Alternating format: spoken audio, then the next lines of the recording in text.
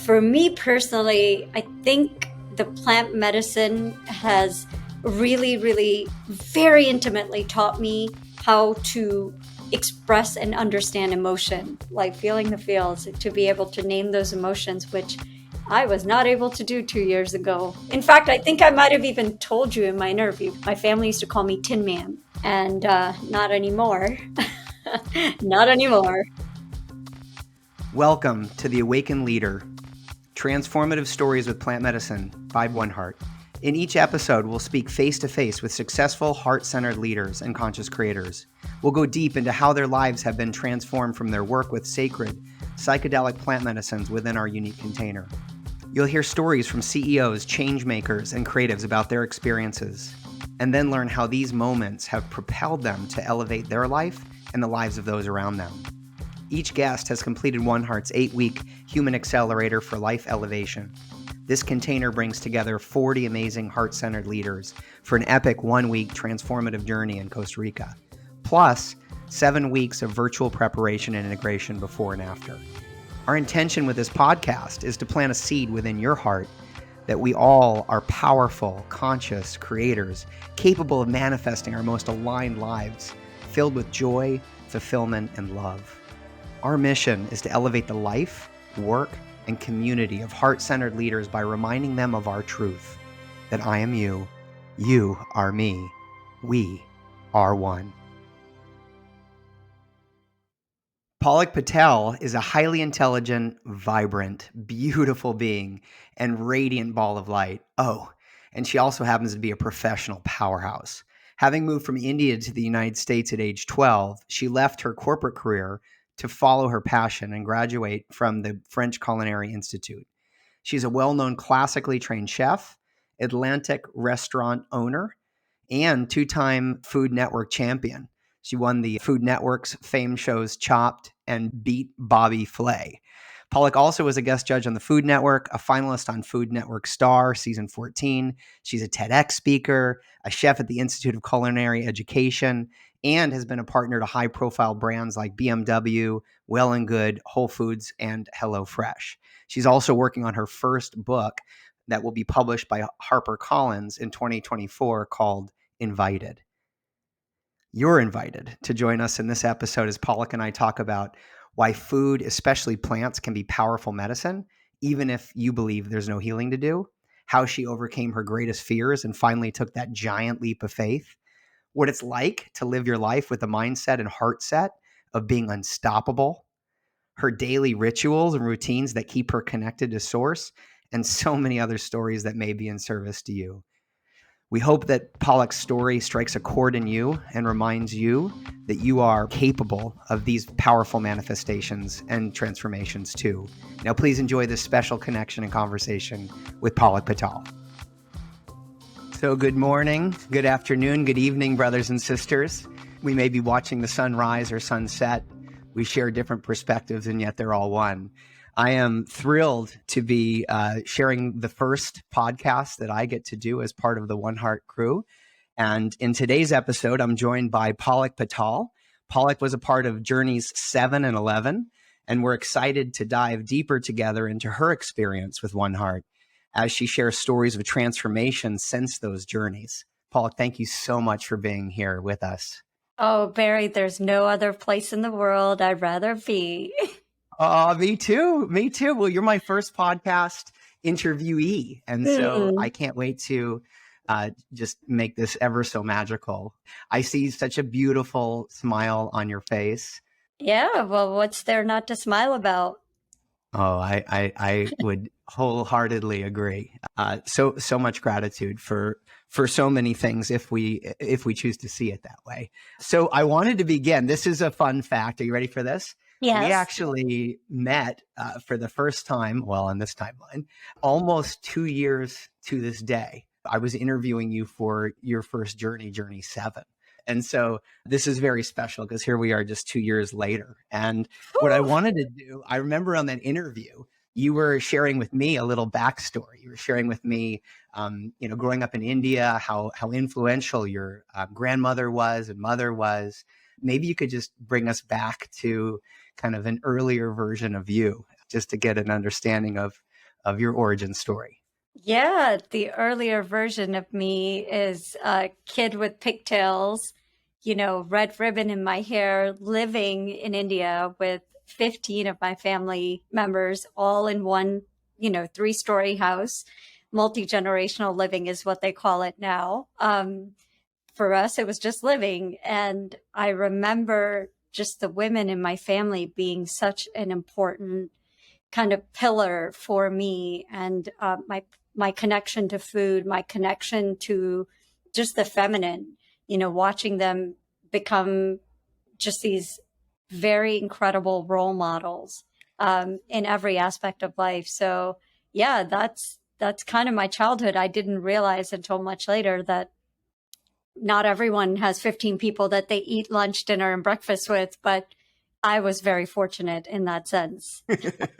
So, Palak, you moved to the US when you're 12 and then became a classically trained chef, graduated from the French Culinary Institute. I even heard through the grapevine that you beat Bobby Flay in a cooking kind of competition. I did. I moved here and followed that traditional path of doing what my parents wanted me to do, and, went to corporate America, and somewhere deep down inside was like, this isn't my path. And so I went back at 31 to go back to culinary school and started a second career. And that led me into the kitchens of Bobby Flay. And well, they say the rest is history. But it was fun. It was fun to exercise this love and then to be recognized for it by going up against someone who is so talented and so well known. I'll take those. Love it. And so I just want to celebrate you for having the courage and bravery of not just staying with the standard kind of 9 to 5, or, you were in New York, so maybe it was like 9 to 9. And actually going for something that you actually loved doing, and you did it well. And I remember interviewing you, and you were you had a show on the Food Network.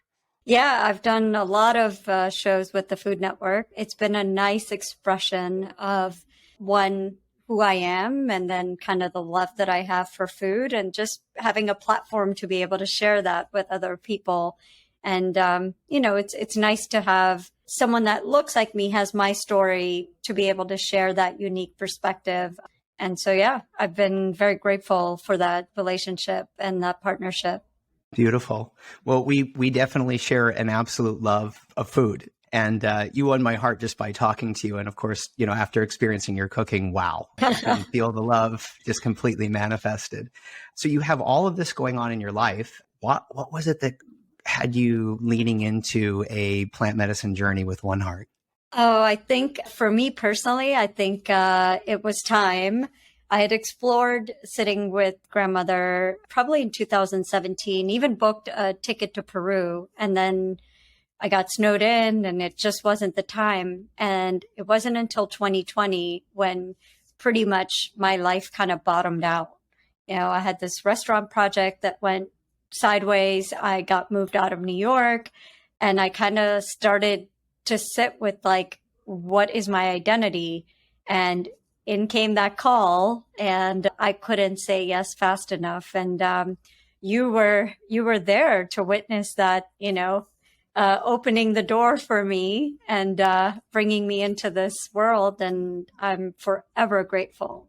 Well, we're so grateful for you, and would love to time travel and just go back into where how you were feeling before the journey. I remember when we spoke, you were in a place where I remember you had an unbelievable restaurant in New York that was going to open, and then COVID just totally just sidetracked that. And so talk to me a little bit about, were you excited, nervous? I mean, did you have any expectations?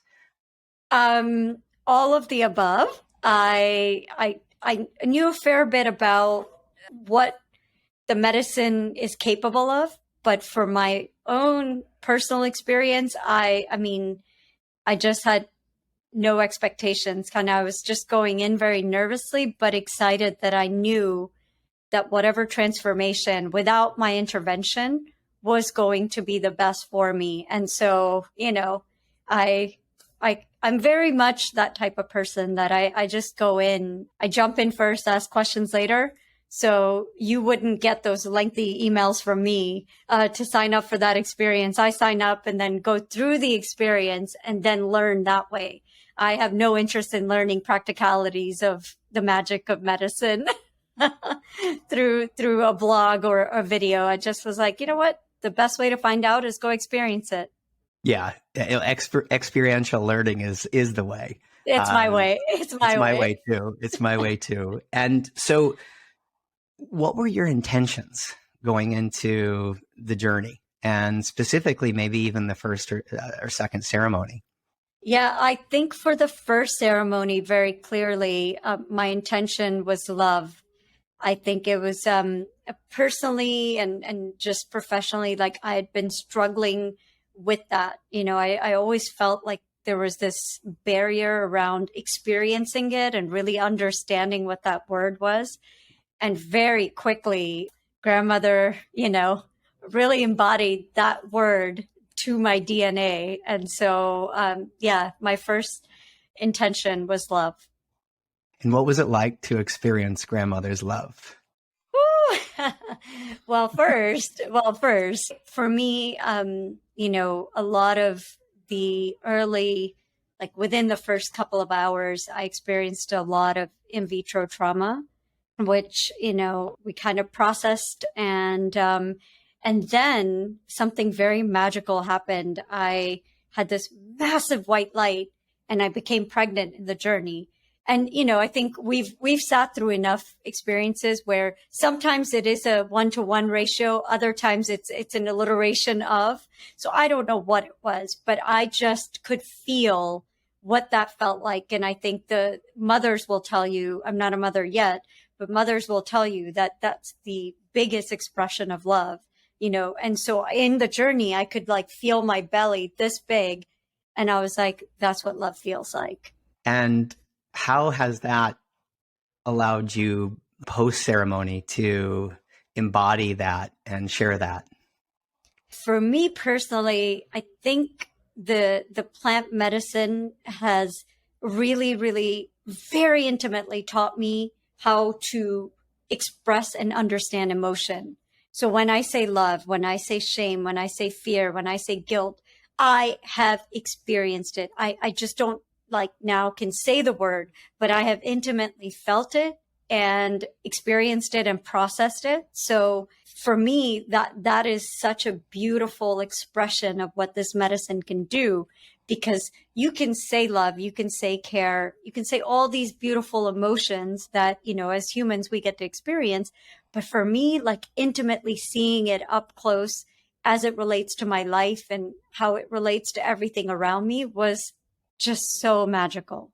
I thought I knew what love was prior to ceremony with One Heart and ayahuasca, and now I understand that there are so much deeper dimensions. And I don't know if this resonates with you. I used to be somewhat comfortably numb. I mean, I thought I could feel, and yet I was so protected and so guarded and had so much, had shields around me. And when I removed all that, oh my goodness. I mean, to experience the full spectrum of all the feelies and the emotions, and it's just incredible. And I mean, we're human beings, like we're multidimensional beings. And so the opportunity to experience all of these dimensions is just such a gift.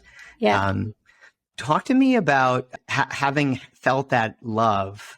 What was your integration experience like with One Heart? I mean, after going on the One Heart journey and then returning back into kind of the, society, what was it like to integrate? Maybe perhaps you could share some of the things that were wonderful and also maybe challenging. Yeah. The challenging part is you sometimes don't want to leave the cocoon of One Heart, the cocoon of the medicine, the cocoon of seeing the best version of yourself, and just no barriers, right? Like like all the feels. I'm talking, experiencing love to the degree that you didn't know was possible.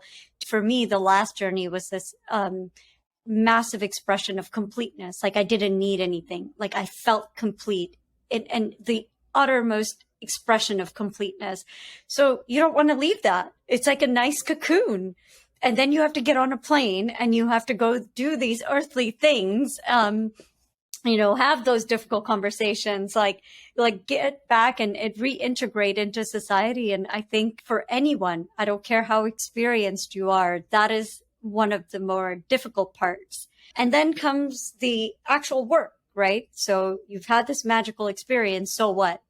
And for me, my personal way that I explain to people is going to do plant medicine journey for me was like that, like you pull a sweater string and you gotta pull it. Like you just can't, like for me, there was no like pausing. Like I am committed to this life. I'm committed to this path.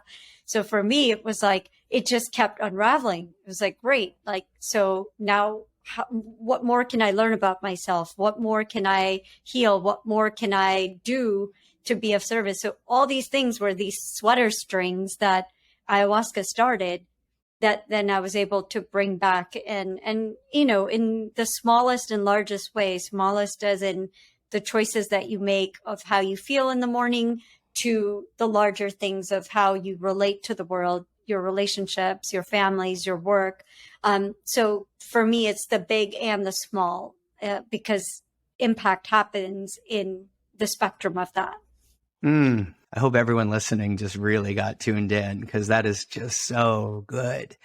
I have seen, hundreds of people now come through One Heart, and we're at like 500 plus alumni now. And it's just incredible to experience the peaks of like when we're on site together. It is heaven on earth. To truly experience like divine nature.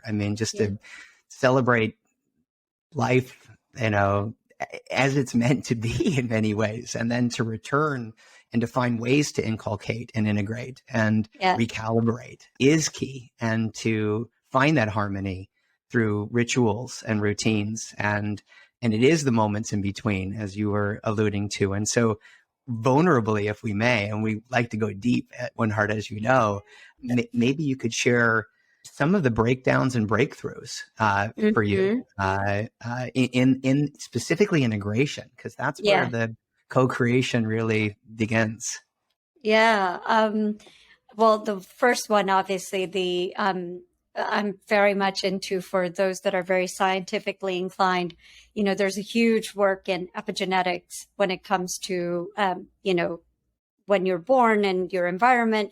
And so for me, that in vitro trauma was a big, big key to transforming, that epigenetic kind of link of taking on my mom's trauma and then unwinding it very quickly. Then for me, my third journey led me into this massive ancestral healing, which I was not prepared for.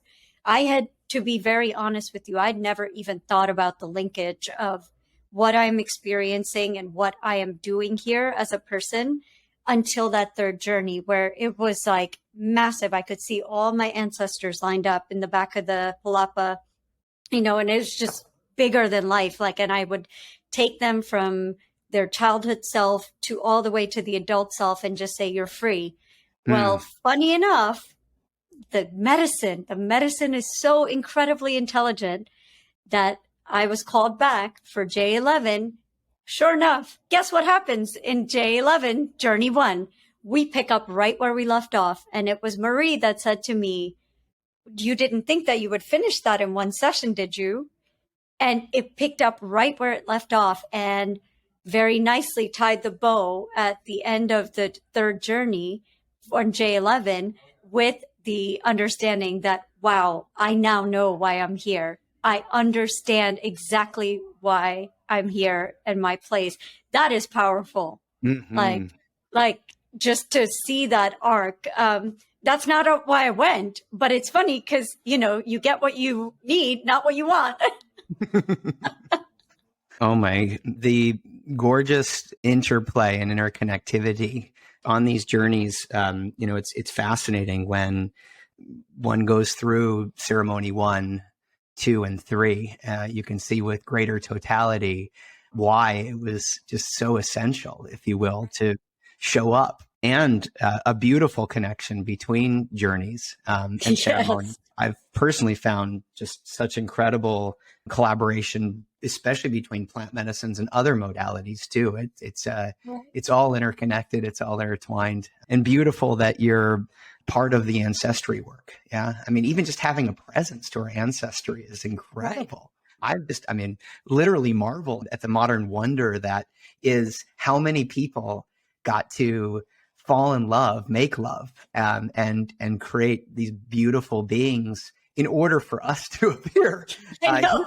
I mean, it's a magical, and to know a mother or father's love or grandparents' love for a child or a grandchild, and to know our ancestry and to know they're here and gave literally blood, sweat, and tears to enable us to carry that torch and to be able to be in service to our family and humanity is just wow. I mean, when you can feel into that in totality, and of course you did during ceremonies, and so beautiful. Yes. And our families aren't perfect. We try our best. And so for you to be able to do that healing for you, for them, as part of that lineage and line is a beautiful contribution at this time. And also across timelines, you also had perhaps some other breakthroughs, yes? I did. That was one of them. The second one, which was a monster, I struggled a lot because of all of this in vitro trauma and some personal stuff where my dad left for a year. For a good chunk of my adult life, I've struggled with relationships. And I just could never understand. I'm just like, what is it that I can hold personal relationships, to the stars, but like when it comes to romantic relationships. So my journey 11 was really understanding that. And once I cleared that ancestral stuff, I have never had a stronger, more potent journey where it took me down to the ground. Like my head was to the ground sobbing because I had lived, and it showed me every single choice, decision that I had made with the assumption that I'm not supported. And imagine the power. I mean, it brought me, I was crying from my soul to just understand how false that was. And the medicine showed it to me. It showed me, I would put my hand on the ground and it would say, like, this is feel the strength of this earth. Like you are supported. It had to like hammer that into me because it was such a strong like vest and armor that I was wearing throughout life and making decisions from that place.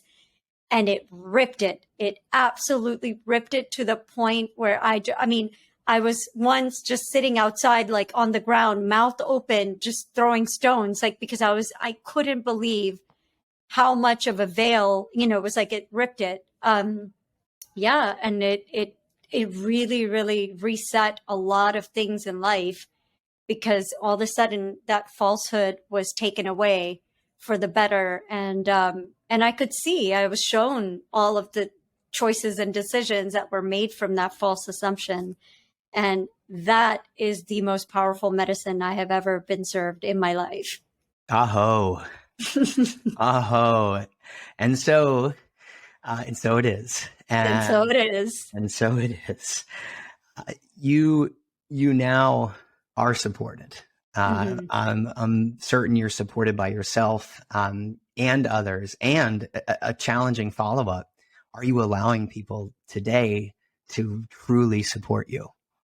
Yeah. And, part of what you meant when you asked about integration, this is a continual journey. This is not you show up for 7 days and for me personally, I'm committed in every moment in those difficult conversations. In fact, this just happened 2 days ago where I was like, oh my God, I haven't processed through this because it came up so viscerally. But the thing is, I can recognize it, I can name it, and I can work through it. And so, yes, I know that 150% I'm supported. And I feel that sometimes our humanness gets in the way, but those are few and far between. And when they show up, I have the tools to how to process and to understand it and understand the illusion behind it. And if not, I also have a community that I can pick up the phone and call, my brothers and sisters at One Heart, which, it makes a big difference. It makes a big difference to stay connected. I don't care who it is, but you have to have someone that can speak the speak and that can understand where you're coming from and the experiences that you've gone through, because that is integration. Indeed. And so let's talk a little bit about community and even as it relates to integration. What was it like for you being on the One Heart journey and the people that you were with on that journey and how they showed up for themselves and for you in community and how they're maybe showing up now? Yeah. The first kind of two big ahas from J7 were, one, I thought I didn't have trauma, right? Like I was like, I'm normal. Like there's nothing wrong with me. And then to look around a room of 40 people from every walk of life. And then you realize, wow, like if you're born human, you are dealing with something, whether you know it or not. And that's the beauty of it, because you get to transform that and transmute that. And number two, how beautiful was it that I could see the masculine in a different way? Is I saw these men around me with their hearts open, completely vulnerable, sharing. I'd never seen that. I'd never seen that in my whole life, so seeing those two things was just beautiful. And what a great foundation to build community from that standpoint.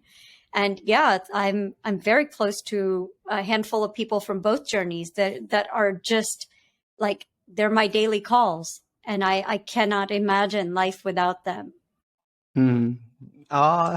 I can't imagine life without you. It's amazing that we've walked the earth so long without one another, and I'm pumped that we have now our what Mid-Atlantic East Coast like conclave. That's right. Alumni tribe. I'm looking forward to our meetups and reunions and just sharing life and love together. I want to honor you. Not every alumni that's tuning in knows this. I certainly shared it frequently when it first happened, and since perhaps have been more silent. And I want to give you a massive shout out, because you are responsible for creating our epic menu for our dieta pre-journey. I used to absolutely loathe the dieta. It was like not what I would look forward to. It's like 2 weeks prior to the journey, eating what felt like very bland foods. And here you are, like the queen of curry and so many other incredible dishes.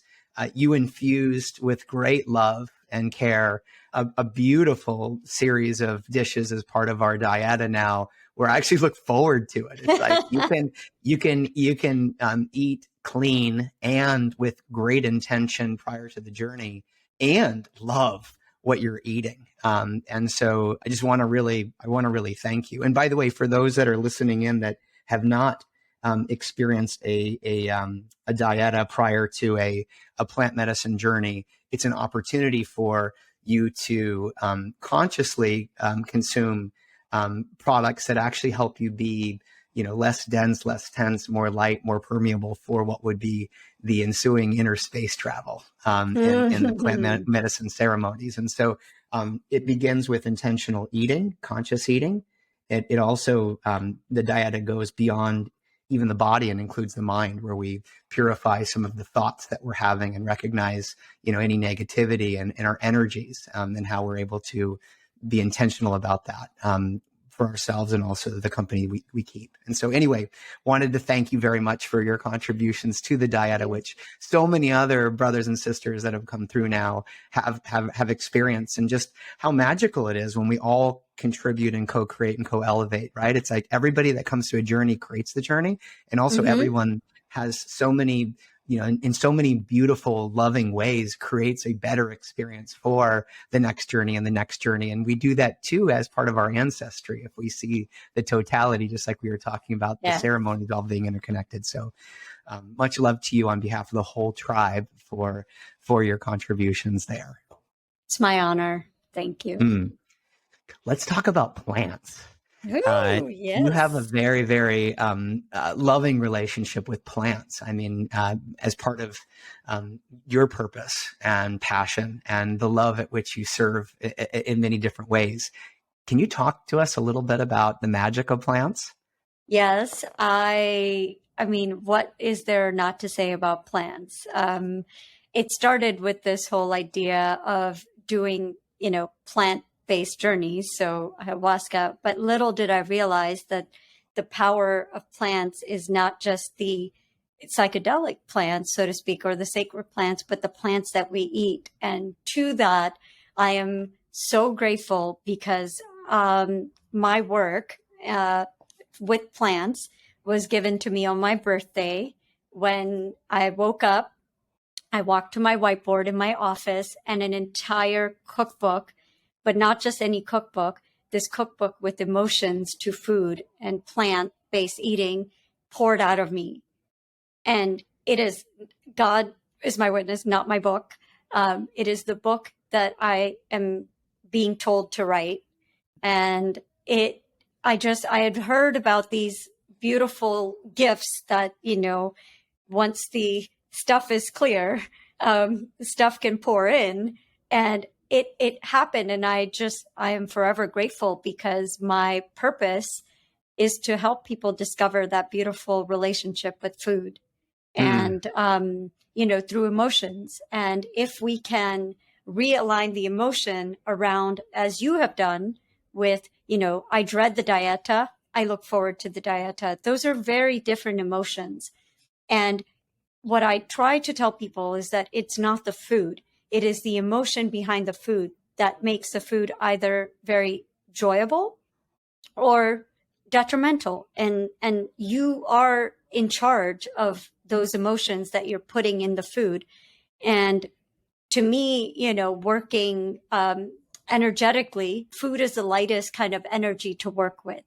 And so I get to be that gift of, bringing it in form of a cookbook, but also having things in the cookbook that are commitments and interactive moments of connection, of asking yourself these questions. Is there a food that gives you goosebumps? Is there a food that is nostalgic for you? What's your earliest food memory? What do you consider sensual? And just to realign our relationship to food in a beautiful way. And that is my work and purpose with this book that, it's a gift from Maya. yeah, it is. And it's coming from, to, and through you. And we can't wait to, I certainly can't wait to read it and apply it. Yeah. So the book is coming out. You already have a publisher too, a really good I one. do. Yes, I signed with HarperCollins. The book comes out 2024. And the name, you'll appreciate this because this is a nod to my time at One Heart. But the book is called Invited, Mm. 100 Recipes for Joy and Connection. Wow.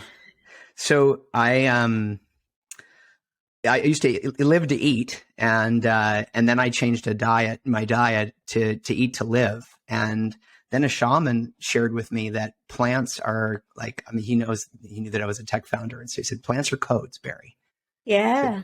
plants are codes, and they have coding, and when you ingest them, then you're programming yourselves in a way, like they're working with you, just like with sacred plant medicine. And Yeah. what's remarkable, I've experienced, and I've seen this with so many others, is how quickly one can change, transform literally by starting to adapt and embrace more of a plant-based diet. And it makes sense to me scientifically when you start to dive, and I'm diving deeper into like startups that are doing a lot of really cool things with applied science.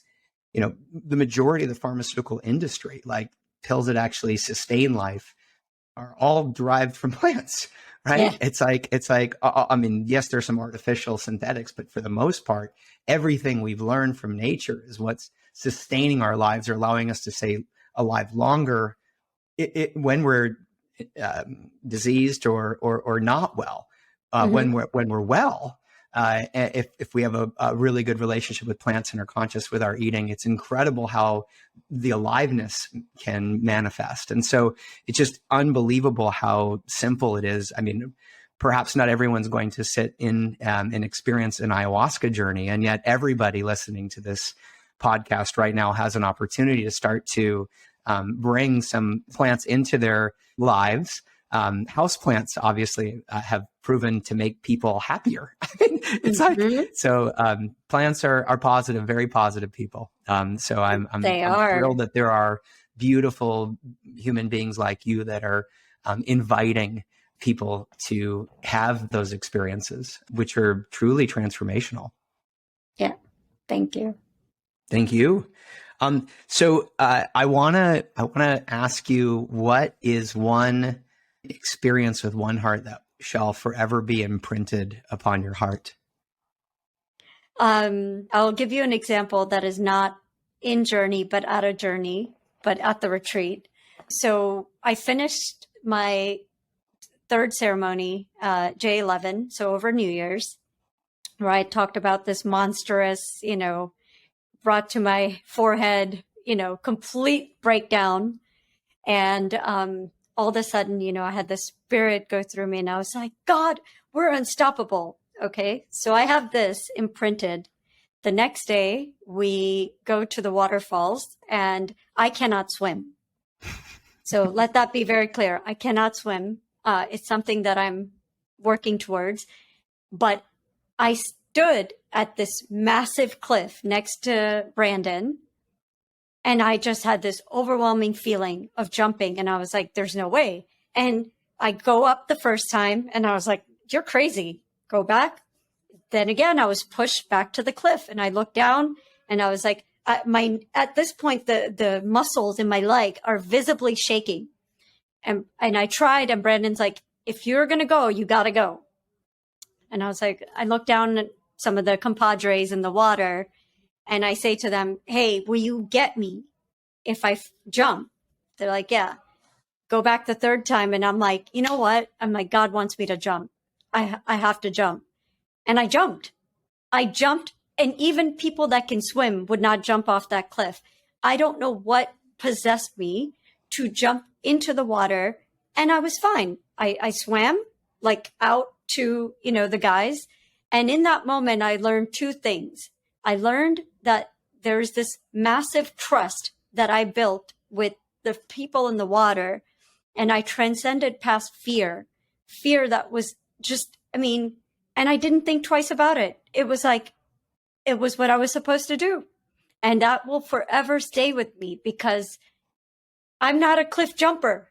I don't jump anything. I don't even jump a puddle. You actually are now. I am now. Before that. And it was just a beautiful, and Brandon was there and, everyone kind of cheering me on. And what a beautiful way to illustrate how much you can transcend past fear and these mental blocks. And I'll never forget that moment. Wow. A literal leap of faith. And that's what I thought. And how does it feel to just like shatter fear? I mean, what is life like when you're fearless? It's essentially, it's essentially what I said to grandmother as I stomped out of the palapa with my fist, and I was like, God, we're unstoppable. And I truly, truly, truly witnessed that in myself, and we all have it in our own way, and so when you shatter it, you realize what a stronghold and like it has on your life and how much you're not expressing yourself just in the confines of those fears. And when you shatter it, it's like the road is wide open. You can go anywhere you want. Oh, that's so good. That's so juicy. Unstoppable, living unstoppable. Being unstoppable. Yeah, having that as a mindset, as a heart set to be able to be fully expressed, limitless. Yeah, knowing that you're held and supported by community. And unbelievable. That's and believable. Yeah. I love that for you, and I see that happening for so many others through and through, and the choices we make, and how we show up, and how we're able to serve, it's at a whole nother level. I agree. It just, you can just live your life in a completely, I akin it to filters, you know, the most beautiful filter.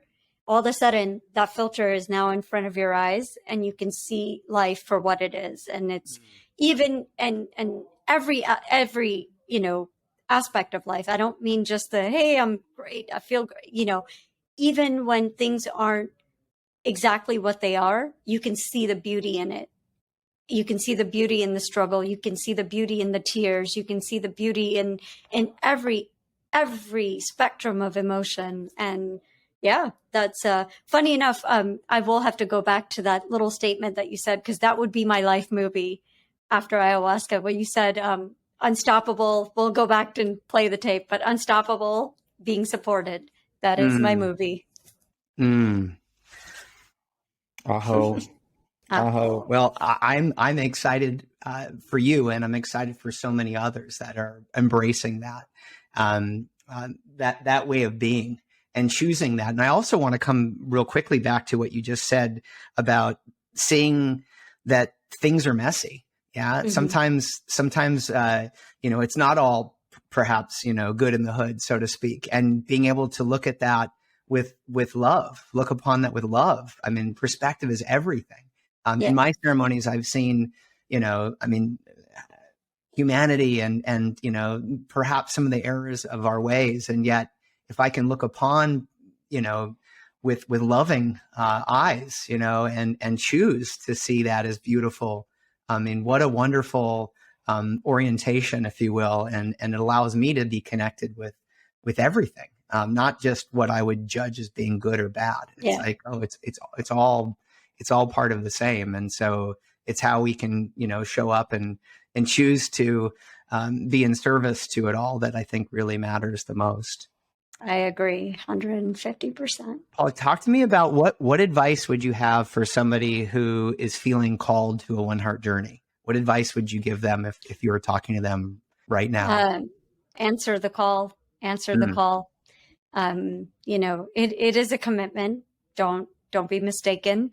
It is some of the hardest work that I've done, but the most rewarding existence work that I have been granted, and I am forever changed. So get that call, answer it. You'll be glad you did. mm. For me, it was a literal call. Brandon called me and said, you know, I've been invited to a ceremony and you're coming. And Yeah, I the told him, call comes in I many said, I've been ways. told, yeah, I've been told, you know, I'll be called to the medicine. You know, spirit hasn't spoken to me. He's like, dude, I'm literally calling you on the phone. Like, say yes. Say yes. Say Yeah, yes. say Say yes. yes. Oh, Say say yes. yes, say yes, say Say yes, yes. say Say yes. yes. Exactly. Um, Say yes. I want to reverberate or reiterate a comment you made today that you know, you were okay, meaning like you didn't really have any childhood issues, like you're in a beautiful space, kind of like, you know. So a lot of people, when I first started talking about ayahuasca, it was like people that were like, it's like a last resort, you know, it was for deep healing, like they had a Yeah. lot of issues.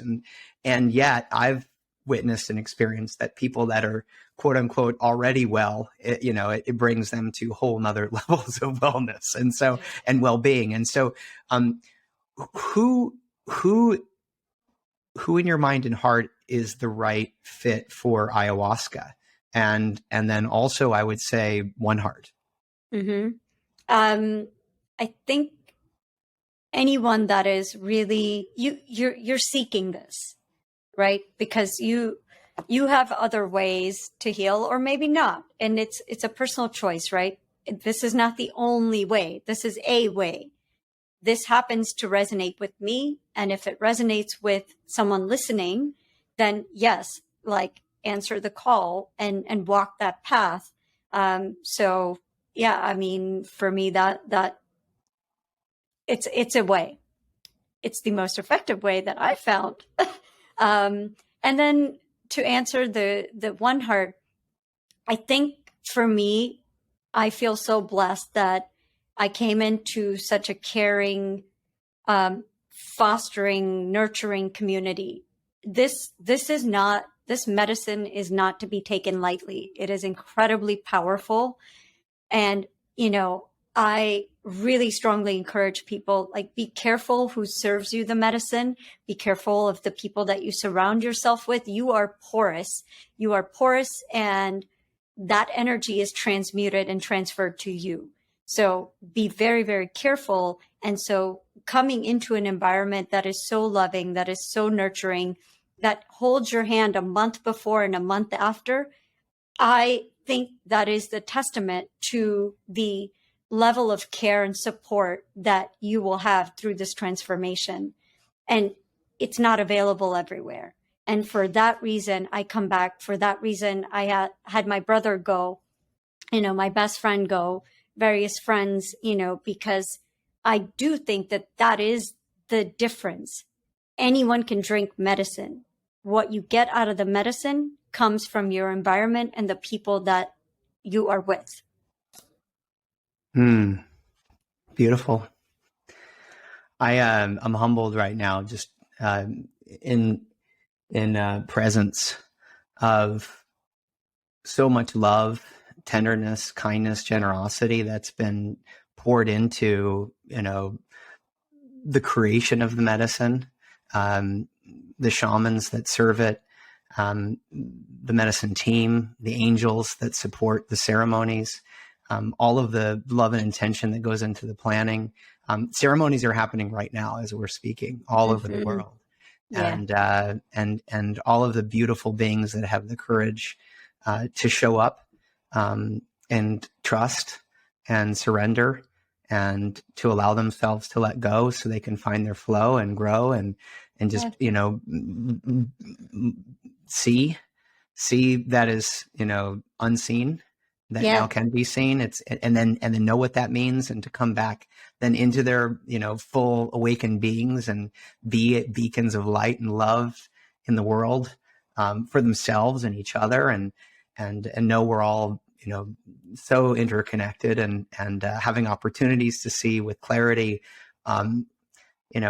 ways to show up. We don't always show up in our highest, but quickly being able to recognize that and recalibrate and make adjustments, and just to experience joy and heartache, and know that it's all part of the process. I mean, in ceremony and life is ceremony. And so it is.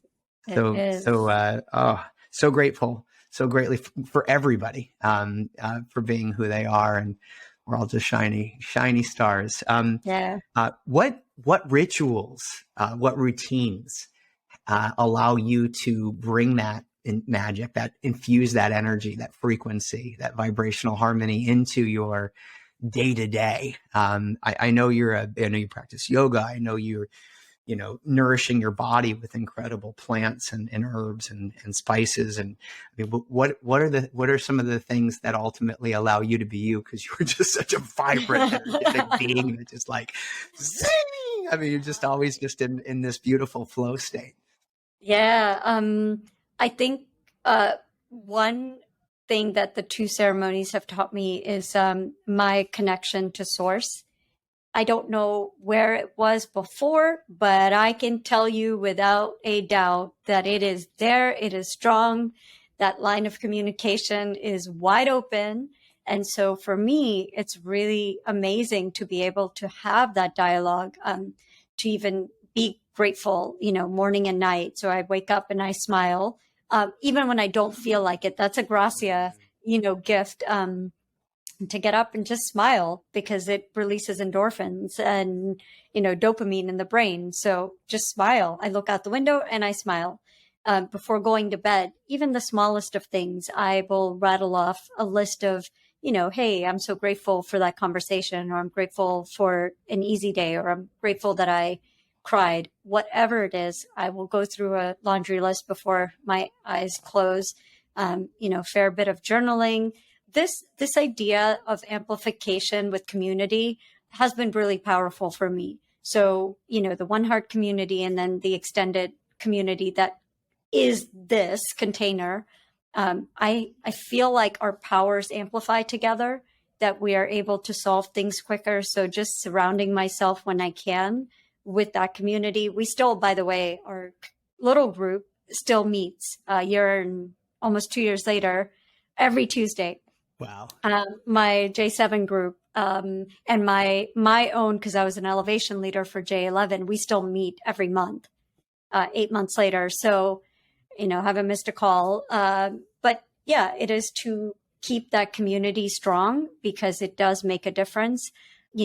Ceremony, everything is ceremony. So, whether it's practicing with plants or cooking or, sitting with psilocybin, whatever it is, I have practiced now a lot of reverence, to the power that it has to teach me. And so everything is done with that utmost reverence. And that is it's a big difference that I can see between before and now. So those are just small practices, and just feeling the feels, to be able to name those emotions, which I was not able to do 2 years ago. In fact, I think I might have even told you in my interview, my family used to call me Tin Man. And not anymore. Not anymore. So many sacred gems in what you just shared. For those that are listening on the podcast, I would encourage you to rewind and replay what Palak just had to say today, because that is just such good wisdom to share, and how humble of you to say that they're small, and some of the most powerful things come in small packages. And you're clearly one of them. Oh, Palak, your light is so large. We honor you. We are grateful for you. You are just such a beautiful, divine, sacred being. And to see you letting your love light shine ever so bright, just be a beacon of light, such a shining star, such an example. Thank you for your humbleness. Thank you for your vulnerability. Thank you for your story. Thank you for your creations and manifestations. I have so much more to learn from you, especially with my relationship with food. And yet you've already taught me tremendously. So anyway, I want to honor you, and on behalf of the entire One Heart tribe, with all of with my heart connected to many hearts. Thank you. We love you. Thank you. And thank you. There are no words for me to humbly thank you for opening that and holding that and creating that, so that people like me can live in our full expression. And you have no idea what One Heart has done for me, and I'll never forget it. We are ever so grateful to our guests for sharing their stories of transformation with One Heart, and we hope that their wisdom will support you in your life journey. If you enjoyed this episode, please subscribe to the podcast so you can be a part of future ones. Are you a heart-centered leader or conscious creator who is ready to level up your life and impact the world? Then we humbly invite you to apply to our next One Heart journey. One Heart was created to support leaders like you to live and lead from a place of true alignment, fulfillment, and joy. Our 8-week Human Life Accelerator is built around a 1-week journey to Costa Rica with sacred psychedelic plant medicines and a world-class experience that blends many ancient and modern modalities for growth.